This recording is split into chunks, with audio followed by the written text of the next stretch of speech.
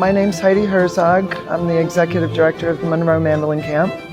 I was out in Owensboro. They had a previous Monroe-style mandolin camp that they decided to fade out, and Mike and I had talked about it, and one participant, John Gardinsky, looked at me and said, "Heidi, this music is way too important to not have like a dedicated area." And I looked at him and I'm like, how hard could it be to create a camp?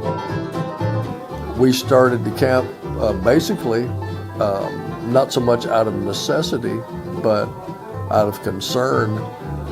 Once they dropped the camp in Owensboro, it was given to me by Gabrielle Gray, who was the head of the museum up there, and she said, that they were going to move into a more cosmopolitan, modern version, and that they weren't going to do the traditional side anymore.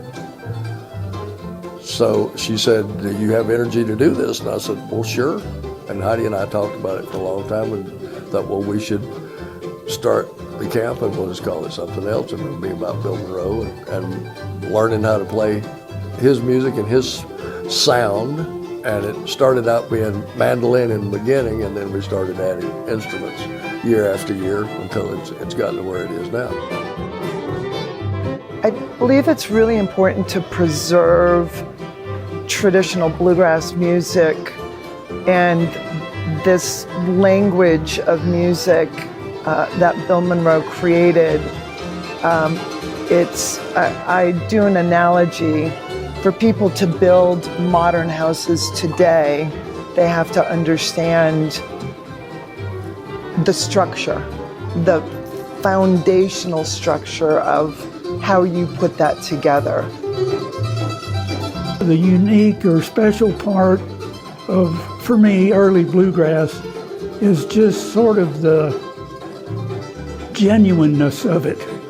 You know, they didn't have the models that we had. You know, they were actually creating a new flavor of ice cream all on their own.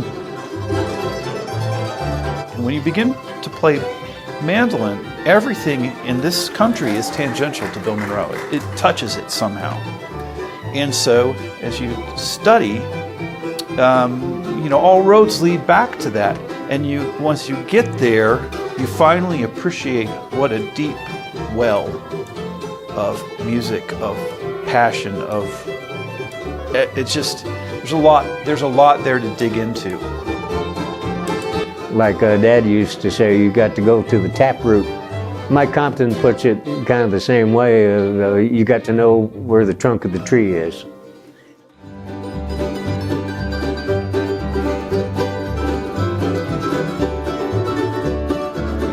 We have players of all levels. We have had players that have known 3 chords, and we have players who have their own bands and are professionally out there playing. So how we accommodate students of all levels is we have 3 class periods. We have 10 or 11 teachers all teaching at the same time. And we specify these are for all beginner, low intermediate, advanced. There's a lot of ways to meet students at how they learn. I'm happy to be here. This is something that's really important to me, to try to share, Bill's music with folks that are open and that want to learn, because I remember how big of an impact that it had on me when I was real young, and it's never waned. To me, the level of instructors that you have at this thing are unmatched. There's not a lot of opportunities to just sit one-on-one with literally a bluegrass boy or Mike Compton's wonderful Monroe-style mandolin playing. I don't know of any other thing where this exists on this level. It's not about teaching someone how to play a song every week or how to And it's about, I love to teach people how to be better musicians. And it goes back to the listening, being adaptive, keeping your ears open. If you're really into this music, to get to interact with people who have been there kind of since the beginning, you know, and who knew Mr. Monroe and got to really understand him. I mean, you know, Mike does a great job of not just teaching you the style of music and note for note how Monroe might have played something, but kind of helping you understand like where he came from and why he played the way he did and what kind of person he was. It teaches you how to make that sound, those sounds, and that's what we're trying to do. It's not that so you can go out and beat those people. It's to give you some information on how you can make that sound, what that flavor is about. I love when people learn. There's nothing I love more than teaching something like in class and then go around the jams at night and somebody's actually using that. What I just talking about, I'm thinking, oh man, that's the coolest. What I like is when you see anytime you're teaching somebody, this is the greatest, when you see the light bulb come on, you know. And it's like, yeah, you can do that there, but you can do that over here too, you know. Teaching them something useful that'll help them sort of advance what they're doing. I had a friend who wrote a song for camps, and it had to do with people coming to camp and having a life-changing experience because they met somebody else at that camp. And so the song he wrote was basically, we didn't mean to change your lives, we only wanted to teach you G, C, and D. Well, what he didn't quite grasp was that G, C, and D, learning G, C, and D can be life-changing. And I mean, you take all these people at this camp and all the camps and all the music, you know, they learn G, C, and D, and oh my God, here we go. I'm a part of something. One of the biggest things that I love about the Monroe Mandolin Camp is the community, and it's the connection. And we started that was an intentional discussion that Mike and I had. The beauty of what I see at this camp is it doesn't matter what level you are, that there's a support. So whether you've just picked up a mandolin, we have some people who just got a mandolin 4 days before camp, and they take their first solo during a jam, and everybody just like, yay, you know. It's there's a beauty of the support and friendship and just uplifting of everybody where they're at. The community aspect of this music is one of the things that I love maybe more than anything. I've only been here for a short time, got in last night, and was interacting with some of the students and other instructors last night during a jam, and then so far today. And everybody here, and it's always the way it is when you're surrounded by this type of music, is so warm and genuine and wants to be here for the same reasons, because they really want to get it and get immersed in it. Monroe Camp, I think of all the things that it's probably known for is its sense of community as well as anything, because we've got people, we've got a lawyer from New York, we've got people from California in the Bay Area, I'm a minister, we've got people who work construction. We had a guy that come, he did special effects for Hollywood movies, and then you've got, you know, the guy that when he goes home, he's slaving away in a steel mill or something. But when they come here, we're all just trying to learn Bill's music. It hooks you, I think, if you go, like you said, when you see it in person. And especially making like this camp and a few other camps I've been to, they start making relationships with each other, you know, and next thing you know, they got their own group chats going on through the year, and they're really supporting each other and all that kind of stuff. It's just it's just the greatest. That's what you want to happen, and sometimes it happens even more than what you could hope for. It seems to me that this camp is really wonderful at taking players from all levels of playing ability, being able to sit them down and throughout the week and have them playing together, whether that, mandolin, fiddle, banjo, bass.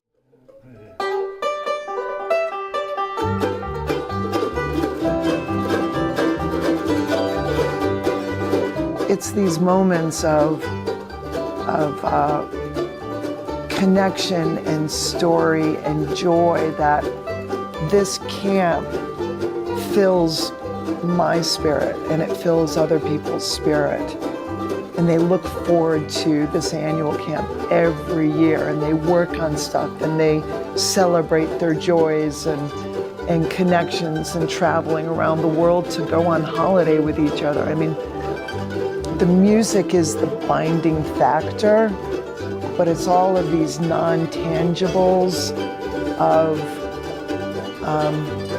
wow, my brother came to camp, or I'm now bringing my wife and my spouse and my children. We have families who come. That to me is so precious. It's always been about those connections.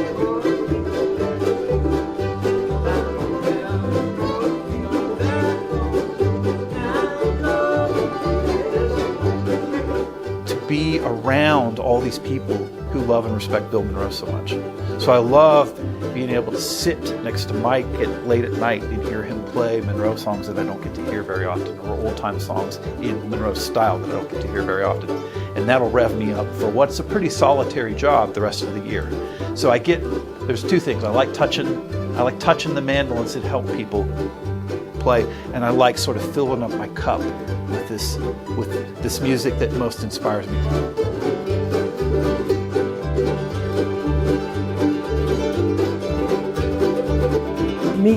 You meet wonderful people who share your love of the music, and you end up making friends for life from all over the place who you never would have met. You learn so many great things that you can use when you go home to practice. Stuff that you learn what you don't know, I think, is one of the biggest things.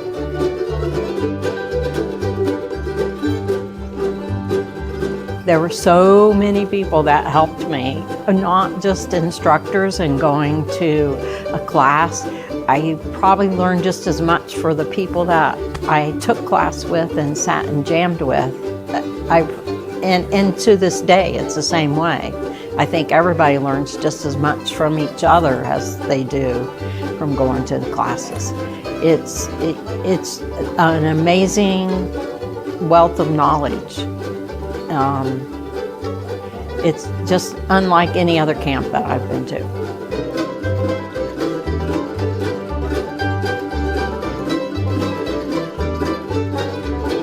I told Heidi this. I was like, "Oh, this camp kind of changed my life," and she kind of looked at me like I was, exaggerating, but it was really true. Where I live, it's really hard to find people that like Monroe style. And I showed up at a jam where everybody was just ripping at 120 beats per minute, and so it's pretty hard to find, your groove. But I come here and it's like, oh wow, like not only is this like a really welcoming place and like you can get all of that practice in, but everybody loves the same thing, and it's just this really welcoming community. And I just knew from then on out I was just gonna come back every year. And it just kind of just settles into you.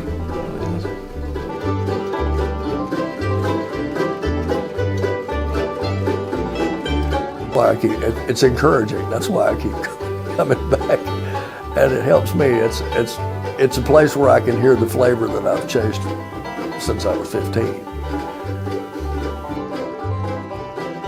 It's just magic. It's magic. So I love this, and I hope to continue it as long as I'm alive. Yeah.